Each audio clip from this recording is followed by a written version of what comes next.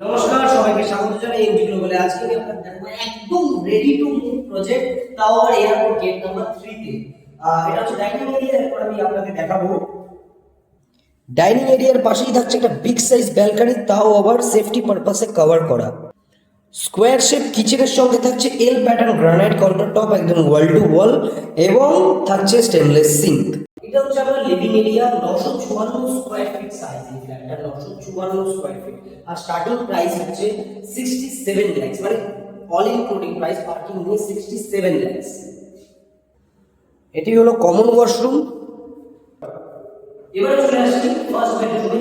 আর যা যা আপনি দেখছেন সবকিছু প্রোভাইড করবো শুধু ফ্ল্যাট রেন্টের মধ্যে নয়, পুরো প্রজেক্টে রেন্টের মধ্যে। সমস্ত অ্যামিনিটিস, গ্রাউন্ড পার্কিং, সবকিছু, মানে সুইমিং পুল, জিম, সবকিছু রেডি করবো।